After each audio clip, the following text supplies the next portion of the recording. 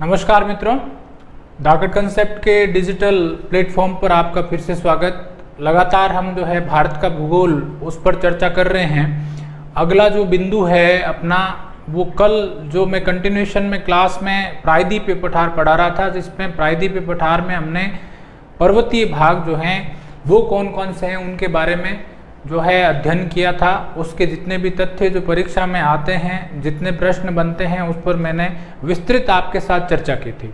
आज जो है हम उससे आगे का पार्ट पढ़ेंगे। कल जो है हमने कुछ बातें पढ़ी थी, जस्ट लाइक मैंने आपको कहा था कि जो प्रायद्वीपीय पठार है उस पर दो प्रकार के भौतिक स्वरूप देखने को मिलते हैं, एक पर्वत है, दूसरा पठार है। पर्वतीय भागों में मैंने पहला एक पार्ट मैंने आपको बताया था कि जो प्रायद्वीपीय पठार है उसको हम कितने भागों में बांट सकते हैं। तो हमने ये विभाजन किया था, केंद्रीय उच्च भूमि, पूर्वी पठार, दक्कन पठार, पूर्वोत्तर पठार, पश्चिमी घाट और पूर्वी घाट।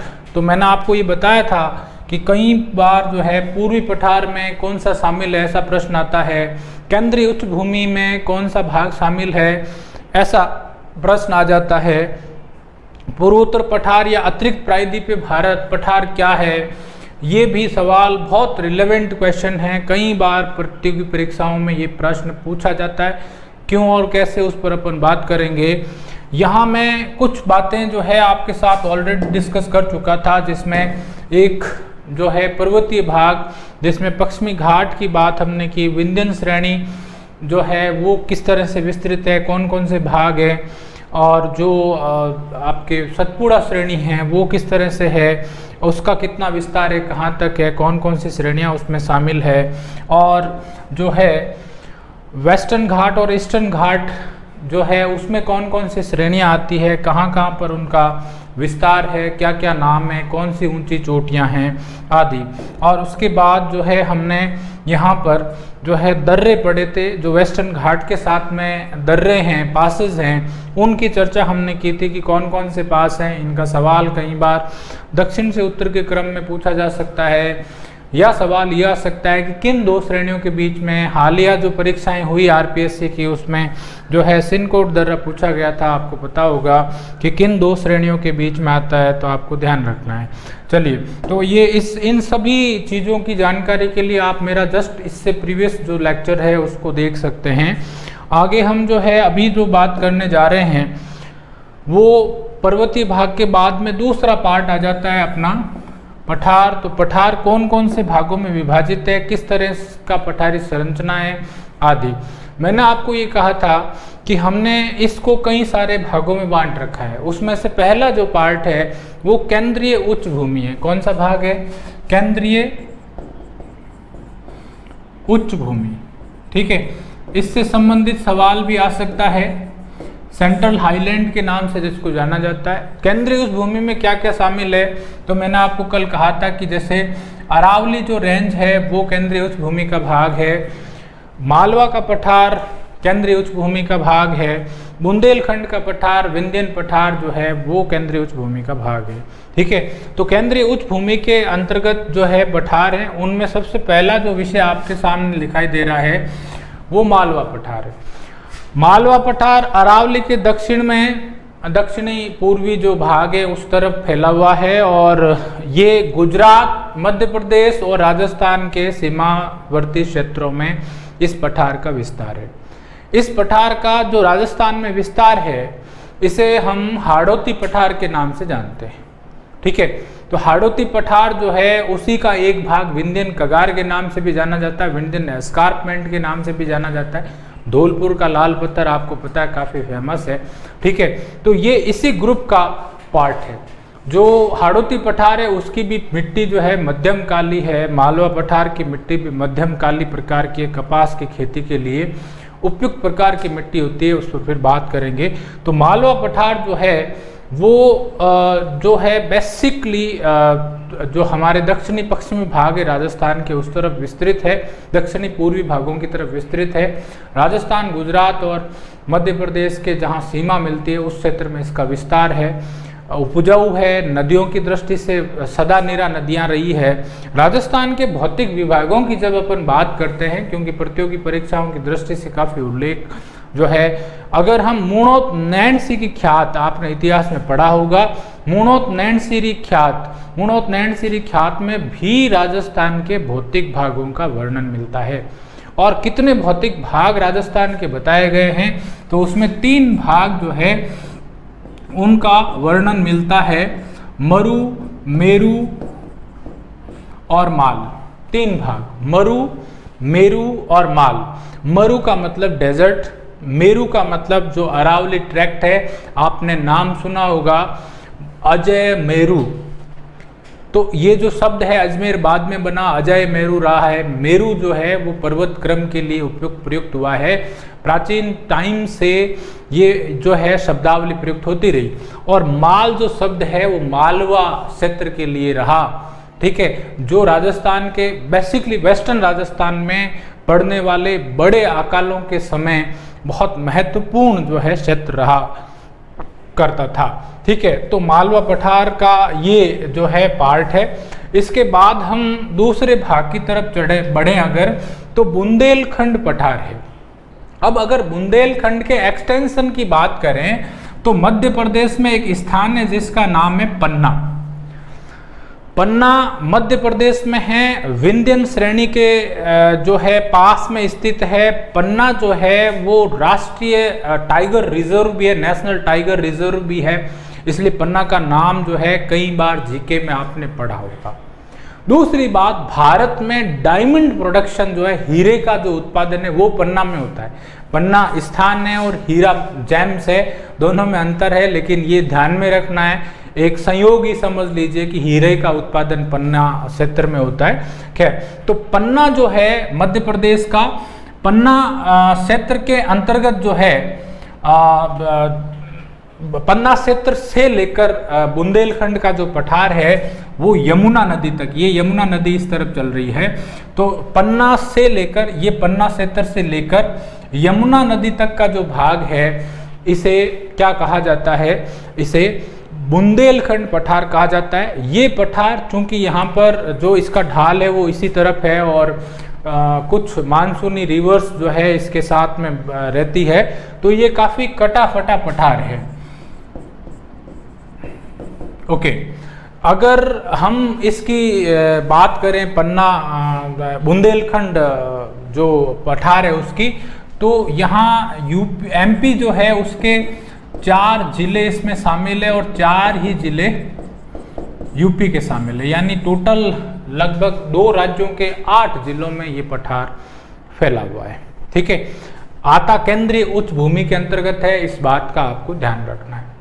इसके बाद अगर हम दूसरे पार्ट में पहुंच जाएं तो अब जो हम बात करने जा रहे हैं वो सभी पठार पूर्वी पठार के अंतर्गत आते हैं, ये ध्यान रखना है। तो पूर्वी पठार के अंतर्गत जब हम शुरुआत करें तो यहाँ आपको मिडिल पार्ट में एक नाम दिखाई दे रहा होगा, पठार का नाम है बघेलखंड, ठीक है। ये पठार पन्ना जो कि एमपी में स्थित है से लेकर यूपी जो कि मिर्जापुर जो कि यूपी में स्थित है तक इसका विस्तार है, ठीक है। तो ये जो क्षेत्र है वो बघेलखंड पठार के नाम से जाना जाता है, ठीक है। बघेलखंड पूर्वी पठार का ही एक भाग है। इसे विंध्यन पठार के नाम से भी कई सारी पुस्तकों में मेंशन किया हुआ है। बघेलखंडी वो पठार है जहां पर विंध्यन श्रेणी का भाग भी मिलता है और जहां महादेव और मेकाल पर्वत श्रेणियां भी है। कल हम इस बात की विस्तृत चर्चा कर चुके हैं, कल के लेक्चर में, प्रीवियस लेक्चर आप मेरा देखेंगे तो आपको पता चल जाएगा। मित्रों, ये सारी एक सीरीज में आपको देखा होगा आपने, भारत का जो है भूगोल भौतिक प्रदेश भाग 1, भाग 2, भाग 3, भाग 4, भाग 5 के नाम से चल रहा है। ये जो कंप्लीट जो है फिजियोग्राफी ऑफ इंडिया की सीरीज आपके सामने है। इसमें जो है विगत परीक्षाओं में जिन जिन विषयों पर अधिक प्रश्न पूछे जाते हैं उन्हीं प्रश्नों को, तथ्यों को लेकर एक सामान्य अध्ययन जो है वो किस तरह से किया जा सकता है उसकी विस्तृत चर्चा इन सारे लेक्चर में की गई है, जो YouTube पर आपको निःशुल्क जो है उपलब्ध हैं। आप इसे जो है लगातार देखते रहें और अपने साथियों के साथ शेयर करते रहें। खैर, इसके बाद हम जब बढ़ते हैं तो पूर्वी पठार में दो नाम हमें दिखाई देते हैं महत्वपूर्ण रूप से। एक छोटा नागपुर का पठार, ठीक है। छोटा नागपुर का पठार सबसे पूर्वी भाग, हालांकि पूर्वोत्तर पठार है, अतिरिक्त प्रायद्वीपीय पठार मेघालय का पठार जो सबसे पूर्व में पड़ता है। कई बार कुछ पुस्तकों में पूर्वी पठार के साथ ही पूर्वोत्तर पठार को जोड़ दिया जाता है, लेकिन वह अतिरिक्त प्रायद्वीपीय पठार के नाम से एक अलग भाग है, इसलिए ये ध्यान में रखेंगे। पूर्वी पठार के अंतर्गत इन्हीं पठारों को शामिल करेंगे। तो छोटा नागपुर का पठार जो है, ये छोटा नागपुर का पठार यहाँ पर है। ये जो पार्ट आप देख पा रहे होंगे, जो मैंने एक गोला बनाया है, इस पार्ट में पूर्वी पठार है, ठीक है। तो पूर्वी पठार जो है, छोटा नागपुर का जो पठार है, उसके फिर भौतिक दृष्टि से या प्रादेशिक दृष्टि से और भाग किए जा सकते हैं। कौन कौन से? इसमें कोडरमा पठार शामिल है, हजारीबाग पठार शामिल है, रांची का पठार शामिल है। बेसिकली जो स्टेट आता है वो है झारखंड, ठीक है। हजारीबाग इसका उत्तरी भाग है, रांची पठार या जो पाट प्रदेश है वो इसका पश्चिमी भाग है, और दक्षिणी पूर्वी भाग जो है कोडरमा पठार के नाम से जाना जाता है। ये जो पठार है, इसकी जो इस पठार को मैदान, क्योंकि जैसे ही आप देख पा रहे होंगे इस पठार के आगे गंगा रिवर का मैदान आ जाता है। ये जो व्हाइट हिस्सा आप देख पा रहे हैं, ये हिस्सा जो है निम्न गंगा मैदान, जिसे निचला गंगा मैदान के नाम से भी जाना जाता है। मैंने गंगा के मैदान जब मध्यवर्ती विशाल मैदान पढ़ाया था तब मैंने इसकी चर्चा की थी आपके सामने। तो यहाँ निम्न गंगा मैदान जो है, छोटा नागपुर पठार जो है, वो यहाँ पर यहाँ आकर समाप्त होता है। इसकी सीमा बनाने वाली पहाड़ियाँ मैंने आपको बताई थी। मैंने आपको कहा था कि राजमहल पहाड़ियाँ जो है वो मैदान को पठार से अलग करती है। इस तरह से यूं कह दीजिए कि छोटा नागपुर की पठार की अंतिम सीमा जो मैदान से उसको अलग करती है, दैट इज राजमहल पहाड़ियां, ठीक है। और अब यदि अपन इन कोडरमा, हजारीबाग और रांची पठार की बात करें, ये छोटा नागपुर का पठार जो है भारत में सर्वाधिक खनिज संपन्न पठार है, ठीक है। और खनिज संपन्न पठार होने के कारण ही, खनिज संपन्न पठार होने के कारण ही इसे भारत का रूहर कहा जाता है। सवाल का ध्यान रखेंगे कि भारत का रूहर किसे कहते हैं। अगर ऐसा सवाल आ जाता है तो इसका आंसर क्या होगा, ठीक है। तो भारत का रूहर छोटा नागपुर पठार को कहा जाता है। क्यों कहा जाता है? क्योंकि ये खनिज संपन्न क्षेत्र है। फिर बात आई रूहर शब्द का अर्थ क्या, कहां से लिया गया।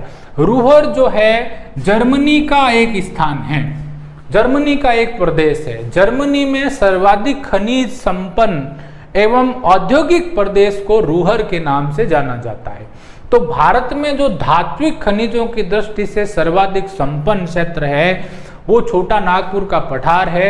इसी कारण छोटा नागपुर के पठार को भारत का रूहर कहा जाता है। क्लियर? तो ये आपने को ध्यान में रखने वाला विषय। रही बात रांची का पठार, क्या इसके संबंध में भी कोई प्रश्न बनता है?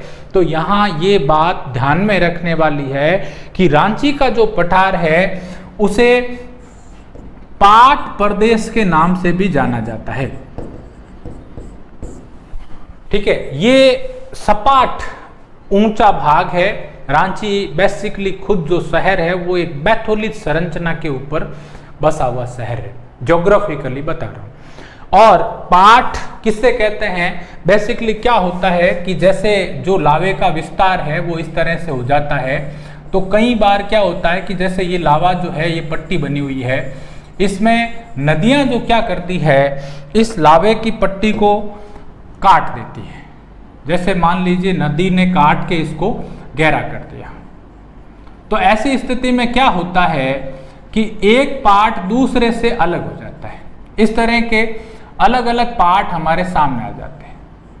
ठीक है, ये जो टेबल लैंड की तरह जो है आपको जो दिखाई दे रहा है, ठीक है, ये जो हिस्से बचे हुए हिस्से जो हैं, जो बीच बीच में से कटे हुए हैं और टेबल पोस्ट की तरह दिखाई दे रहे हैं, उन्हें क्या कहते हैं? पाट कहते हैं। तो पश्चिमी भाग छोटा नागपुर का पठार जो है वो पाट प्रदेश के नाम से भी जाना जाता है। ठीक है, चलिए इसके बाद जो है हम यदि छोटा नागपुर पठार के दक्षिण की तरफ बढ़ें तो पठार आ जाता है छत्तीसगढ़ का पठार। छत्तीसगढ़ स्टेट में स्थित है, छत्तीसगढ़ पठार के नाम से जाना जाता है।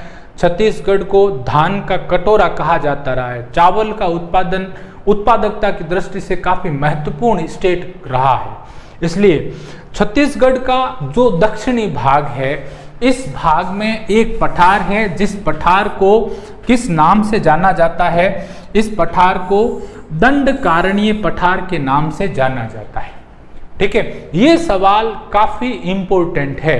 ज्योग्राफी में ज्योग्राफिकली दंडकारण्य एक रीजन है, लेकिन दंडकारण्य पॉलिटिकली या सोशली काफी इंपॉर्टेंट हो जाता है, क्योंकि दंडकारण्य क्षेत्र जो है भारत में नक्सल प्रभावित क्षेत्रों में से एक रहा है।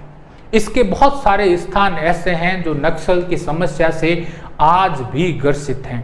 तो ऐसी स्थिति में जो दंडकारण्य पठार है वो किन किन क्षेत्रों में विस्तृत है, यदि हम ये बात करें तो देखिए, कोरापुट और कालाहांडी नाम आपने सुने होंगे। ये कोरापुट और कालाहांडी ओडिशा में आते हैं। ठीक है, इसके बाद यदि आपने कई बार अखबारों में जो है नक्सल घटनाओं से संबंधित कोई नाम सुने होंगे तो कांकेर, दांतेवाड़ा, जगदलपुर नाम सुने होंगे। ये स्थान जो हैं वो छत्तीसगढ़ स्टेट में हैं।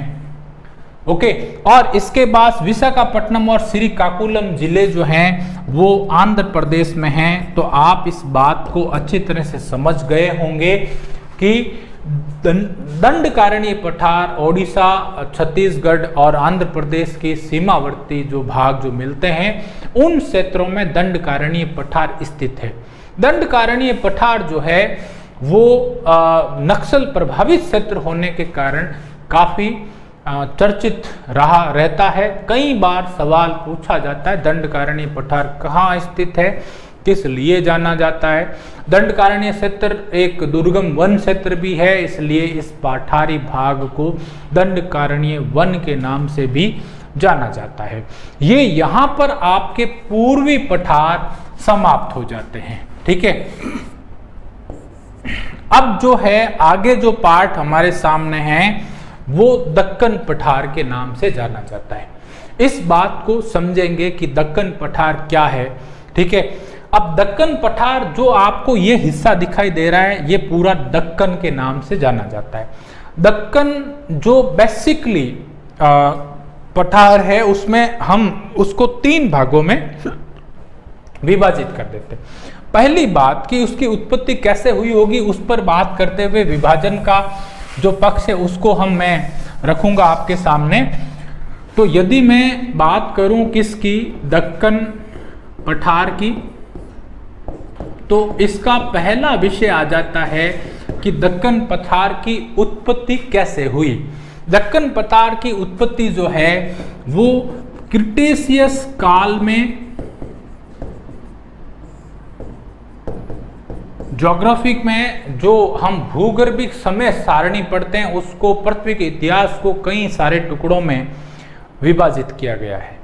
उसमें से एक काल है जिसे हम क्रिटेशियस काल कहते हैं। यूं समझ लीजिए जिस तरह से इतिहास को हम कुछ काल खंडों में विभाजित करके पढ़ते हैं, ठीक है, ठीक इसी तरह से पृथ्वी की उत्पत्ति से लेकर वर्तमान तक का जो भाग है वो भी एक पृथ्वी का अपना इतिहास है। इस इतिहास को भी हम प्राचीन, मध्य और वर्तमान काल जो है उसमें विभाजित करके पढ़ते हैं। तो यहाँ जो है ये लगभग मध्य काल, ये समझ लीजिए, इसमें एक और सब पार्ट, जिस तरह से मध्य काल में इतिहास में कई सारे शासक हुए, कभी जो है कालों के जो जिन जिन शासकों के शासकों का जो कालक्रम था वो उनके नाम से जाना गया। ठीक इसी तरह से मध्यकाल पृथ्वी के ऐतिहासिक क्रम में भी जो क्रिटेशियस जो काल है उसका अपना एक महत्व है। क्रिटेशियस शब्द बेसिकली क्रेटा से बना है। क्रेटा मीन चौक होती है, यानी चूने से निर्मित जो जमाव हुए हैं वो इस काल में अधिक हुए, इसलिए क्रिटेशियस काल कहा गया। ठीक है, तो क्रिटेशियस काल में पृथ्वी पर जो है भूगर्भिक क्रियाएं अधिक हुई। ठीक है, इसमें से भारत के इस भूखंड का जो अंगारा लैंड गोंडवाना लैंड के रूप में था, इसका उत्तर की तरफ प्रभाव भी शामिल है। ठीक है, तो क्रिटेशियस काल में इसमें विभंजन हुआ होगा। तो क्रिटेशियस काल में यहां पर दरारी उद्गार हुआ और दरारी उद्गार के कारण लावा प्रवाह हुआ। अब इस बात को थोड़ा सा ज्योग्राफिकली समझ लें, जी के पॉइंट ऑफ व्यू से तो इम्पोर्टेंट है ही ये पार्ट, कि जो ज्वालामुखी होता है उसमें दो प्रकार के उद्गार होते हैं। एक उद्गार जबकि लावा जो है वो एक नली से बाहर आता है, इस तरह से बाहर आकर फिर बहता है। ये जो जो उद्गार है इसे कहते हैं केंद्रीय उद्गार। जब लावा किसी एक नली के द्वारा एक पॉइंट से बाहर आता है और बहता है, तब हम उसे अंग्रेजी में सेंट्रल इरप्शन और हिंदी में केंद्रीय उद्गार के नाम से जानते हैं। ठीक है, लेकिन कई बार ऐसा भी हो सकता है कि जो भूमि है उस पर एक दरार पड़ जाए, इस तरह की। ये टेंशनल फोर्स की वजह से हुआ। जैसे मान लीजिए ये एक क्रैक पड़ गया। अब इस क्रैक से जो है अगर लावा जो है वो बाहर की तरफ आकर बहे, ठीक है, तो इसे हम कहते हैं प्रवाह, लावे का फ्लो। और किस प्रकार का उद्गार हुआ? दरारी उद्गार। तो ये सवाल भी काफी रिलेवेंट है। 9th क्लास की किताब में जो सोशल स्टडी की पुस्तक है उसमें भी दक्षिणी पठार की उत्पत्ति के बारे में यही लिखा गया है कि इसकी उत्पत्ति क्रिटेशियस काल में लावा प्रवाह के कारण हुई है। अब देखिए, यदि लावा का जो प्रवाह है वो क्रिटेशियस कालखंड में यहां पर हुआ होगा, तो ऐसी स्थिति में क्या होगा कि प्रवाह लावे का फ्लो इस तरह से रहा होगा। और फ्लो इस तरह से रहा इसीलिए क्या हुआ कि जो प्रायद्वीपीय भारत का खंड है, इस प्रायद्वीपीय खंड में जो लावे का जो बहाव है वो इस तरह का रहा। तभी जो जितना भी जो आप नदियां देखते हैं वो सारी नदियां जो है वो इसी प्रकार की है।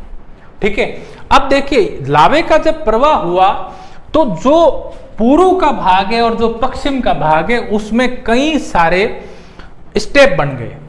ठीक है, परत दर परत लावे का प्रवाह हुआ। ये परत दर परत लावे का प्रवाह होने के कारण ही हम इसे दक्कन ट्रैप के नाम से जानते हैं। ये जो ट्रैप शब्दावली का प्रयोग हुआ है वो इसीलिए हुआ क्योंकि जो प्रवाह है लावे का जो फ्लो हुआ, जो लावे का फ्लो था वो क्रम दर क्रम रहा। देखिए, जीके में यदि प्रश्न पूछा जाता है तो मैंने ये भी बता दिया कि 9th की क्लास में भी यही लिखा हुआ है कि दक्कन पठार की उत्पत्ति क्रिटेशियस काल में हुई थी, लावा प्रवाह के कारण हुई थी। लेकिन एक ही टाइम में लावा फ्लो नहीं रहा, दूसरी बार भी लावा फ्लो रहा। इयोसीन काल में जब जो है हिमालय जो है उठ रहा था, एट दैट टाइम भी जो है दक्षिणी प्रायद्वीपीय पठार पर लावे का फ्लो हुआ। ठीक है, तो इस प्रकार से क्रम दर क्रम हुआ। एक ट्रैप पर दूसरा ट्रैप रहा तो संस्तर बने, बैड्स बने। ठीक है, इसलिए ये जो भाग था, जो पूर्वी भाग है घाट वाला भाग, वो ऊंचा है और जैसे जैसे हम इस तरफ बढ़ते हैं वैसे वैसे इसकी जो मोटाई है लावे की वो क्या होती जाएगी? कम होती जाएगी। ओके, तो लावे की मोटाई धीरे धीरे, अब इस लावे के नीचे जो ये लावे का फ्लो है, इस लावे के फ्लो के नीचे पुरानी जमीन या पुराना जो भारत का भूमि है वो जो भूमिखंड है वो मिलेगा। तो नदियों ने क्या किया? नदियों ने इसको काट दिया, नदियों ने काट के अपना रास्ता बनाया। तो तो उन्होंने ज्यादातर पुराने जो संस्तर पर भी पहुंच गई, हालांकि पूर्व की तरफ नहीं, पश्चिम की तरफ नहीं, पूर्व की तरफ। खैर, तो यहां आप इस बात को समझ गए होंगे कि दक्कन पठार की उत्पत्ति कैसे हुई, पहली बात। दूसरी बात, दक्कन पठार जो है उसकी उत्पत्ति जो है लावा फ्लो से हुई है। तो लावे का जो अधिक भाग है वो किस तरफ है, कम भाग किस तरफ है, इसी कारण ढाल भी आपको समझ में आ गया। जो मैंने कल भी आपको कहा था कि घाट क्यों कहा जाता है, वो घाट इसीलिए कहा जाता है कि यहां पर जो है, जैसे ये जो भाग है वो इस तरह का है, स्टेप वाइज है, इसीलिए इसको घाट के नाम से भी जाना जाता है। ठीक है, ओके। तो अब जो है हम आगे बढ़ते हैं। तो दक्कन पठार जो है उसकी उत्पत्ति का पक्ष आपको समझ में आया। फिर बात आती है कि दक्कन पठार में यदि लावा परवा था तो मिट्टी कैसी होगी, यहाँ की मध्यम काली होगी। ये मध्यम काली मिट्टी क्यों बनी, क्योंकि जो लावा जब सतह पर आकर जब ठंडा होता है तो चट्टान जो बनती है वो बेसाल्ट होती है बेसिकली। यदि लावा सतह के नीचे जम जाए तो ग्रेनाइट बनता है, यदि लावा सतह के बाहर आकर जमे तो क्या बनता है, बेसाल्ट बनती है। तो बेसाल्ट के टूटने फूटने से कालांतर में क्या हुआ, मिट्टियों का निर्माण हुआ। तो मिट्टी का रंग भी कैसा रहेगा, क्योंकि इसमें जो है धातु अंश भी है, तो इसका रंग गहरा है यानी काला है। ठीक है, ब्लैक है। ठीक है, मध्यम काली प्रकार की यहां पर मिट्टी पाई जाती है। इस मध्यम काली मिट्टी को चर्नोजम, रेगुर, कपासी मिट्टी भी कहते हैं। ठीक है, चर्नोजम जो है मिट्टी का जब वर्ल्ड लेवल पर विभाजन करते हैं तो एक सर्टेन रीजन के अंदर मध्यम काली मिट्टी पाई जाती है, स्टेपी रीजन के नॉर्थ में, और उसे मिट्टी को चर्नोजम कहते हैं। तो एक्चुअल में चर्नोजम जो वो चर्नोजम है जो स्टेपी रीजन के नॉर्थ में है, उस जैसी चर्नोजम यहां नहीं है, लेकिन रंग की साम्यता है। रंग की साम्यता है, इसलिए हम इसे ट्रॉपिकल चर्नोजम कह देते हैं। ठीक है, ट्रॉपिकल चर्नोजम, क्योंकि ये उष्ण कटिबंधीय क्षेत्र में, वो शीत कटिबंधीय क्षेत्र में। रंग की साम्यता है केवल, लेकिन गुणों की साम्यता नहीं है। ठीक है, चर्नोजम, रेगुर और कपासी मिट्टी जो काली प्रकार की है वो कपास की खेती के लिए अधिक उपयोगी है। गन्ना भी अच्छी मात्रा में प्रोडक्शन होता है, महाराष्ट्र आपको पता है गन्ना और चीनी प्रोडक्शन में अपने आप में बड़ा स्थान रखता है। ठीक है, तो कपास के लिए प्रयुक्त होने के कारण ही कपासी मिट्टी के नाम से भी जाना जाता है। एक और नाम आपको कहीं ना कहीं मिलेगा, वो है स्वतः जुताई वाली मिट्टी। अच्छा, स्वतः जुताई वाली मिट्टी क्यों कहा गया? स्वतः जुताई वाली मिट्टी इसलिए कहा गया क्योंकि ये जो मिट्टी है वो जैसे ही पानी इस पर आता है तो बहुत जल्दी मुलायम हो जाती है, और जैसे ही सूखती है तो बीच में दरारें पड़ जाती है। दरारें ऐसी जैसे हल चला दिया गया हो।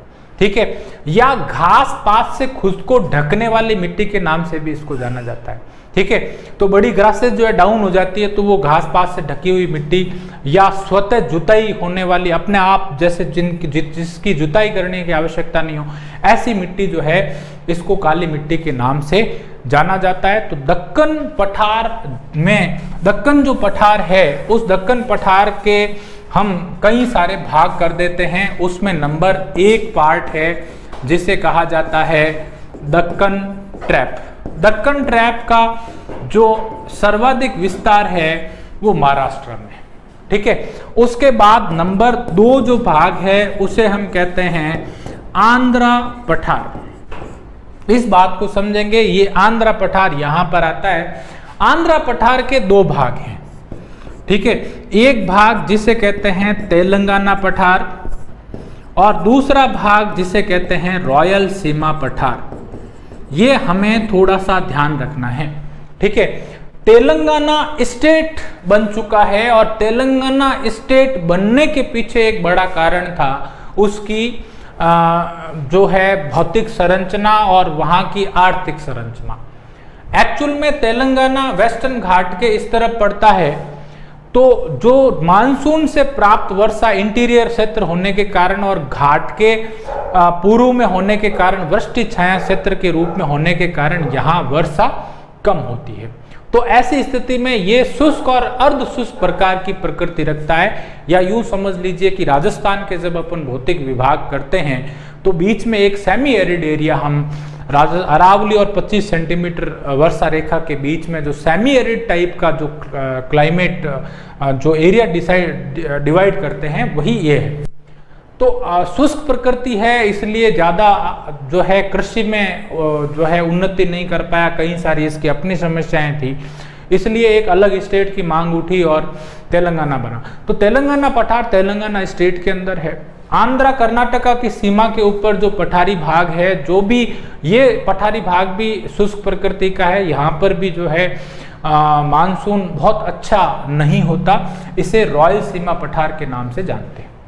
तो तेलंगाना और रॉयल सीमा पठार जो है वो आंध्रा के ही भाग हैं। तो ये जो आंध्रा पठार है वो किस प्रकार की प्रकृति का है, ये उर्मिल प्रकार की प्रकृति का। अब ये उर्मिल शब्द जो आपने पढ़ा वो क्या, रिपल्स। रिपल्स का मतलब है इस तरह के अप और डाउन, ठीक है, यानी इस प्रकार की जो है लाइन बनती है, ठीक है, ये रिपल्स होते हैं। तो ऐसे में क्या होगा, बारिश जब आती है तो ये पानी से भर जाएंगे। इसी वजह से आंध्रा में तालाबों की संख्या अधिक है और तालाबों से सिंचाई भी अधिक होती है, ठीक है। ये तालाब बनने के लिए एक उपयुक्त भूमि होती है, ठीक है। खैर, इसके बाद हम नंबर 3 पर आ जाते हैं, तीसरा भाग दक्कन पठार का, जिसे हम कर्नाटक पठार के नाम से जानते हैं। कर्नाटक पठार कह दीजिए अथवा इसे मैसूर पठार कह दीजिए, एक ही बात है। तो जो मैसूर पठार है वो यहां पर है, ठीक है। इसका जो बड़ा भाग है ये भी एक वृष्टि छाया क्षेत्र में वैसे, ठीक है, लेकिन ये जो रीजन है वो खनिज, धात्विक खनिजों की दृष्टि से काफी संपन्न है, ठीक है। इस क्षेत्र का जो निचला भाग है वो मालनाद के नाम से जाना जाता है, इसका ध्यान रखना है, MALNAD। यदि सवाल कभी मालनाद कहाँ स्थित है या मालनाद क्या है पर आ जाए तो आपको ध्यान रखना है मालनाद जो है मैसूर पठार का ही भाग है, ठीक है। मालनाद और मैदान, ठीक है, इसमें जो है मैसूर पठार को डिवाइड किया गया है। यूं समझ लीजिए कि अगर हम ये बात करें, इस तरह का पार्ट है, ये जो उच्च भूमि है और जो निम्न भूमि है उसमें विभाजित है।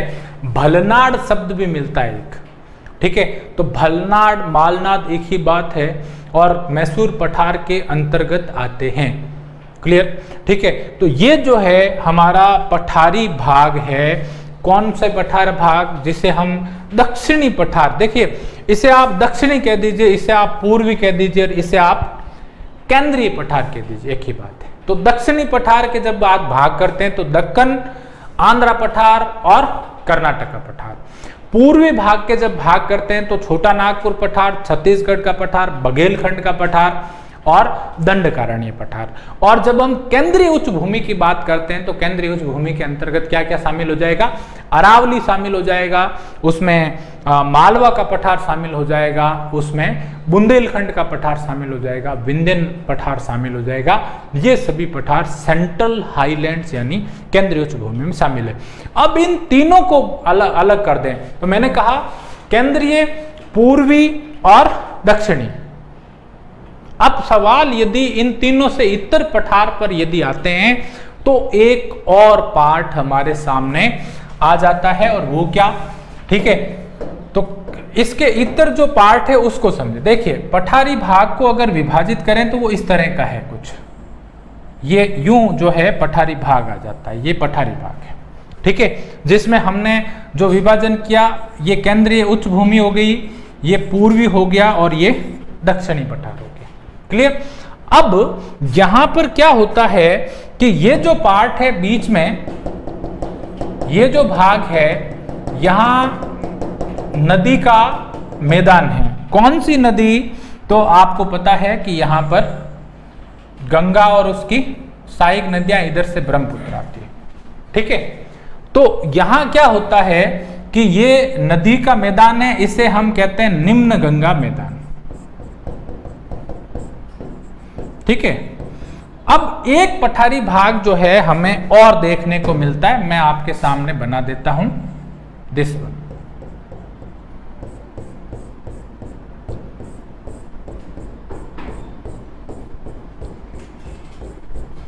आपके सामने है। ठीक है, तो आप देख सकते हैं कि यहां पर एक पठारी भाग जो है वो आपके सामने दिखाई दे रहा होगा। यानी पठार जो है अगर हम उसकी बात करें तो एक पठार आपके सामने पूर्वोत्तर की तरफ दिखाई देता है। ये चौथा भाग हो गया। ठीक है, नंबर 4। तो हमारे सामने हमने जब विभाजन किया था तब हमने कहा केंद्रीय उच्च भूमि, और केंद्रीय उच्च भूमि में हमने मालवा पठार को शामिल किया, अरावली को शामिल किया, जो है बुंदेलखंड पठार को शामिल किया। ठीक है, हाड़ौती पठार शामिल हो गया, विंध्यन पठार जो है वो इसमें शामिल हो गया। जब हम पूर्वी पठार पर आए तो हमने पूर्वी पठार के अंतर्गत माना छोटा नागपुर पठार, छोटा नागपुर के हजारीबाग, कोडरमा, रांची पठार शामिल हो गए। ठीक है, इसके बाद हमने माना जो है छत्तीसगढ़ पठार, बघेलखंड पठार और दंडकारण्य। ठीक है, और उसके बाद हम आगे तीसरे नंबर पर हमने कहा दक्षिणी पठार, या यूं कह दीजिए दक्कन पठार। तो दक्कन पठार में 3 पार्ट आए। एक दक्कन ट्रैप, नंबर 2 आंध्रा पठार। आंध्रा के 2 पार्ट हो गए थे, आपको पता ही है, एक रॉयल सीमा और दूसरा तेलंगाना।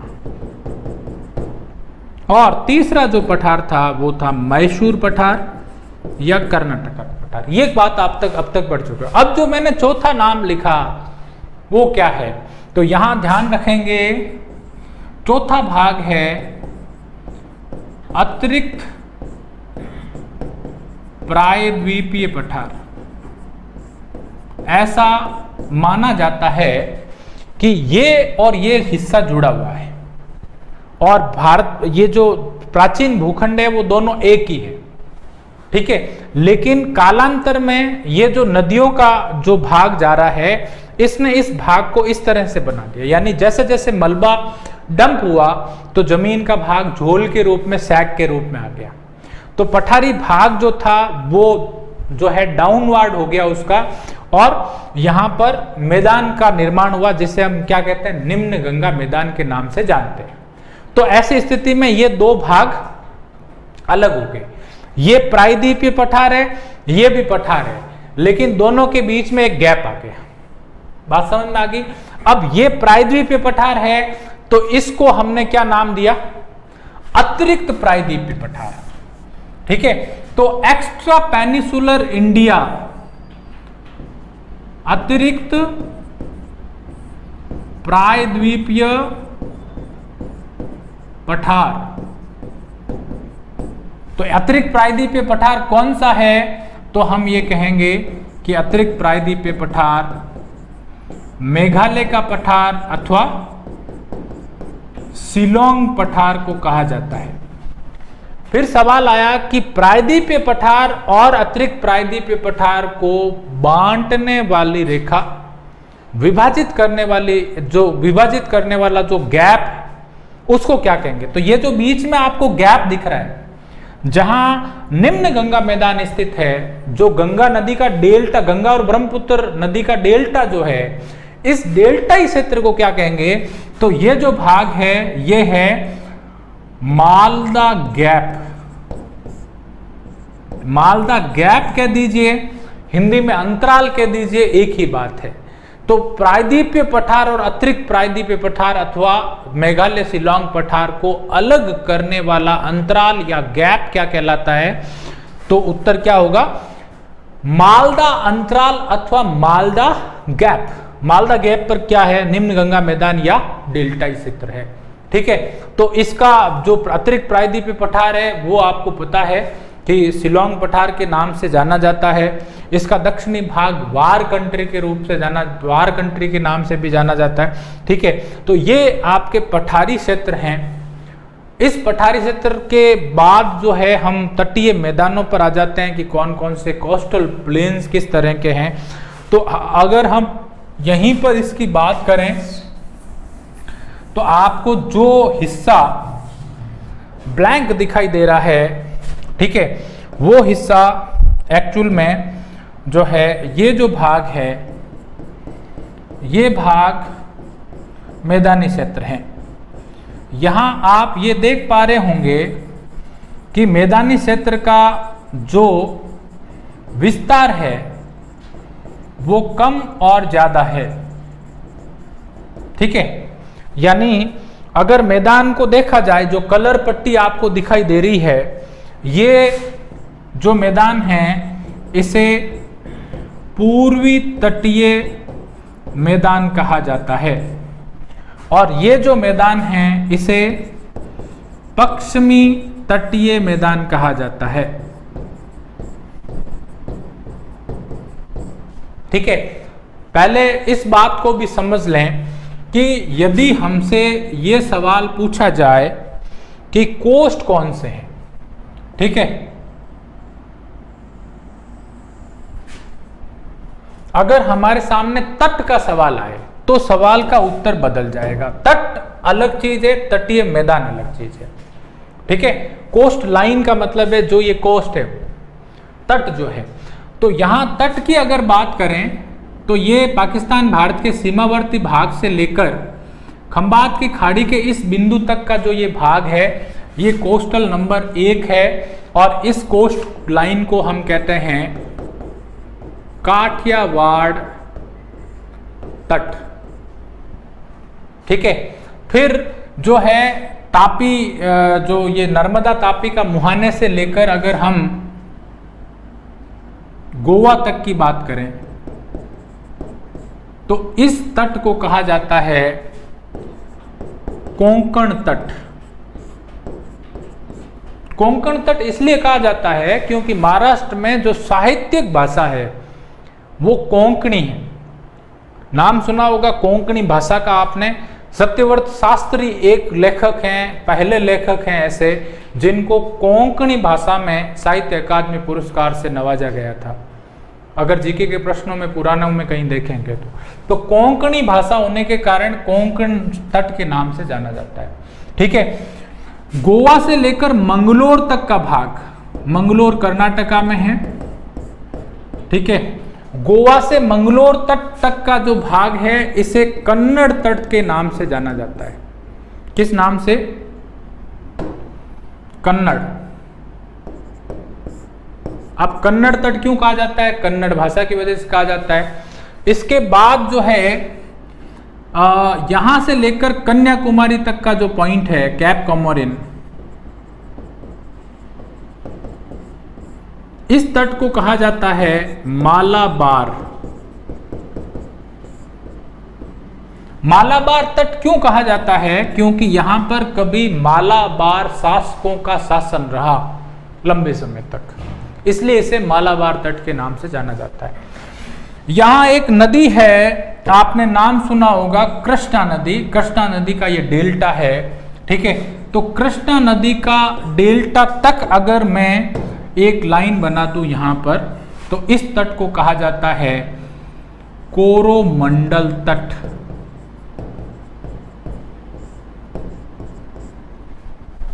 ठीक है, कोरोमंडल तट जो है, क्यों कोरोमंडल के नाम से जाना जाता है? तो कई बार ज्योग्राफी में एक जो है जोक प्रचलित है कि कोरोमंडल इसलिए कि दक्षिणी पश्चिमी मानसून जब आता है तब मानसून नहीं मिलता। ठीक है, उसकी वर्षा नहीं होती, इसलिए उसे ये फैक्ट गलत है। केवल मजाक का विषय हो सकता है।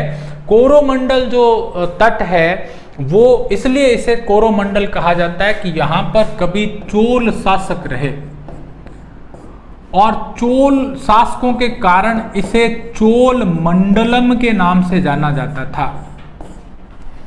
जो आगे चलकर कोरोमंडलम में कन्वर्ट हुआ।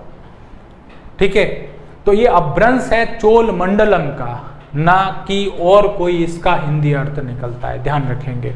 ठीक है, अब कृष्णा नदी के मुहाने से लेकर हुगली नदी के मुहाने तक की अगर बात करें तो ये जो तट है इस तट को कहते हैं उत्तरी सरकार तट।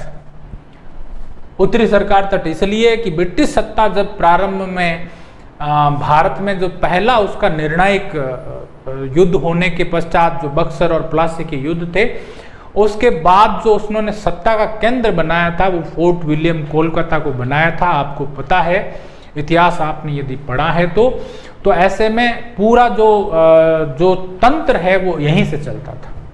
ठीक है, इसलिए इसे जो है उत्तरी सरकार तट के नाम से जाना गया। ठीक है, इसके बाद अगर हम मैदानों पर आ जाते हैं तो मैदान अलग विषय है। ये तटीय क्षेत्रों के तटीय जो कोस्ट लाइन है उसका नाम है। ठीक है, अब मैं मैदान पर बात कर लेता हूं कि मैदान कौन कौन से हैं, किस किस तरह के हैं, क्या क्या नाम के नाम से जाने जाते हैं। तो यहां हम इन सब चीजों की बात कर चुके हैं। ये जो मैदानी भाग है जिसके बारे में ये जो भाग है ये उड़ीसा के अंदर जो तटीय मैदान है, यानी पठार और सागर के बीच में जो गैप है दैट इज प्लेन। ठीक है, इस प्लेन का नाम है उत्कल तट, उत्कल मैदान। ओडिशा में विस्तृत मैदान है, ध्यान में रखेंगे, उत्कल के नाम से जाना जाता है। राष्ट्रगान में उत्कल बंगा शब्द आता है, आपने पढ़ा सुना होगा, गाया होगा। ठीक है, तो उत्कल जो है वो उत्कल मैदान किस क्षेत्र के मैदान को कहा जाता है? ओडिशा के मैदान को। उसके बाद आंध्रा के तट का मैदान है और उसके बाद जब आप देखेंगे तो यहां आपको तमिलनाडु का मैदान दिखाई देगा। देखेंगे तो दो पार्ट आपको बहुत कंपैरेटिवली सीधे सीधे दिखाई दे रहे हैं। पूर्वी मैदान की चौड़ाई अधिक है, पश्चिमी मैदान की चौड़ाई कम है। ठीक है, तो विस्तार पूर्वी मैदान का अधिक है, पहली बात। पूर्वी मैदान में भी अगर देखेंगे तो सबसे ज्यादा आपको जो हिस्सा बड़ा दिखाई देगा वो तमिलनाडु का मैदान दिखाई देगा। इसीलिए तमिलनाडु जो है, तमिलनाडु का जो मैदान है वो काफी उपजाऊ क्षेत्र है, इसीलिए इसे दक्षिण भारत का अन्नागार कहते हैं। दक्षिण भारत का अन्नागार, ठीक है, दक्षिण भारत का अन्नागार के नाम से इसको जाना जाता है। ओके, इसके बाद हम पश्चिमी तटीय मैदान की अगर बात करें तो पश्चिमी तटीय मैदान में ये जो हिस्सा है ये केरल के मैदान है। ठीक है, और ये कर्नाटका का है, ये महाराष्ट्र का तटीय मैदान है। संकरा है इसलिए कई सारी चीजें इसके साथ में अलग हो जाती है। पूर्व की बात अलग से देखें तो इस तरफ यदि अपन देखें, अगर मैं इस पर एक सामान्य कंपैरेटिव जो है स्टेटमेंट तैयार करूं कि पूर्वी मैदान और पश्चिमी मैदान में क्या अंतर है,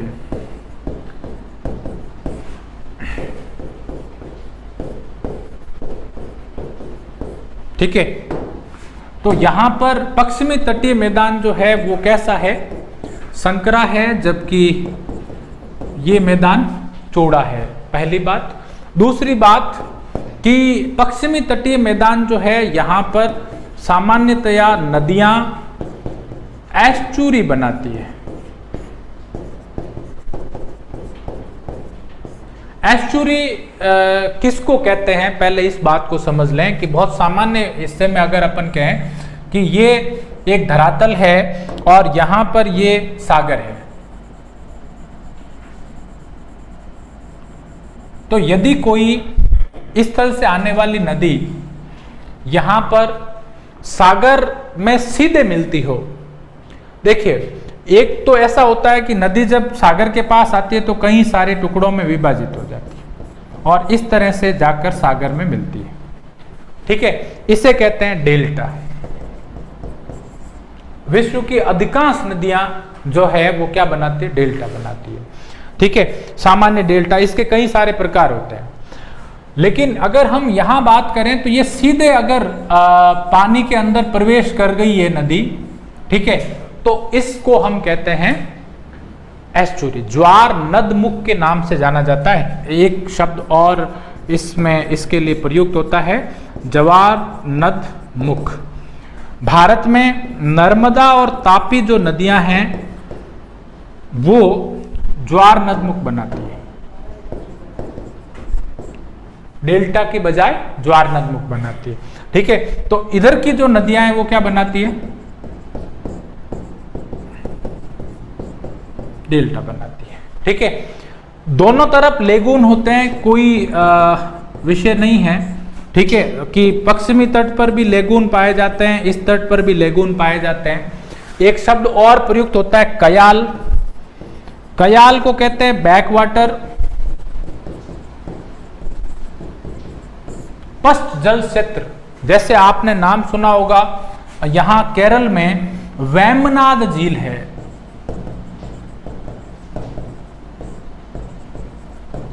या आपने नाम सुना होगा अष्टमुदी झील।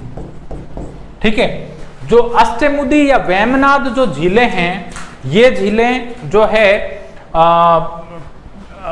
जो है कयाल झीलें के रूप में या बैकवाटर के रूप में है। ठीक है, यहां पर यूं समझ लीजिए कि एक और नाम मिलता है पुनामदा। केरल में ये तीनों, पुनामदा, वेम्बनाड और अष्टमुदी, पुनामदा, वेम्बनाड और अष्टमुदी।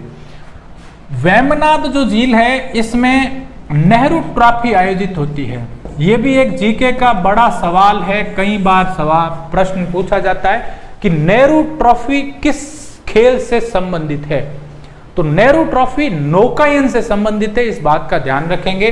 और नौकायन प्रतियोगिता आपने कभी टीवी में केरल से संबंधित अगर कल्चरल इवेंट का कोई वीडियो देखा होगा तो लंबी नावें और उसको बहुत सारे लोग खेते हुए, ऐसा एक वीडियो केरल के संदर्भ में आता है कल्चरल इवेंट में। तो वो जो प्रतियोगिता है उसे नौकायन प्रतियोगिता कहते हैं। हाथ से नाव को, लंबी बड़ी नावें होती है जिनको कई सारे लोग मिलकर खींचते हैं, तो वो एक प्रतियोगिता होती है हर साल, और नेहरू जी के समय से प्रारंभ हुई है, तो इसलिए इसे नेहरू ट्रॉफी के नाम से भी जाना जाता है। बस बेसिकली ये कयाल है। अगर इस तरफ देखेंगे तो आपको नाम मिलेगा जैसे पुलिकट, जैसे चिल्का, जैसे कोलेरू। ठीक है, तो पुलिकट, चिल्का, कोलेरू, ये जो झीलें हैं ये बेसिकली लेगून्स हैं। लेगून्स क्या होते हैं, इसको भी समझ लीजिए। जैसे ये तट है, ये तट पर इस तरह का कोई भाग होता है, जो ये सागर होता है, ये सागरीय पानी है, तो यहां पर भी पानी तो सागरीय होता है, लेकिन इसका जो है कालांतर में मुंह बंद हो जाता है। तो ऐसे में जो मुख्य सागर है उसका संबंध आंतरिक भाग से सामान्यतया थोड़ा सा अलग हो जाता है, इसे लेगून के नाम से जाना जाता है। तो लेगून जो हैं उनकी संख्या जो है पूर्वी तटीय मैदानों में अधिक है, जबकि कयालों की संख्या पश्चिमी तटीय मैदानों में अधिक है। ठीक है, तो ये कोस्टल प्लेन्स हैं आपके। कुछ बातें और जोड़ी जा सकती है। हाँ, इस तरफ नदियां जो है वो लंबी नदियां हैं, बड़ी नदियां हैं, डेल्टा बनाती है। इस तरफ जो है सीधा घाट है और घाट से सीधी नदियां जो है सागर की तरफ जाती है, इसलिए बहुत बड़ा लंबा क्षेत्र उनके बीच में नहीं है। नदियां बहुत छोटी है, इसलिए पूर्व से पश्चिम बहने वाली नदियों की ज्यादा दक्षिण भारत में लंबाइयां नहीं है। ठीक है, केवल नर्मदा और तापी को छोड़ दें तो। अब मैंने आपको पहले भी बताया 1312 किलोमीटर के साथ पूर्व से पश्चिम बहने वाली नर्मदा सबसे लंबी नदी है।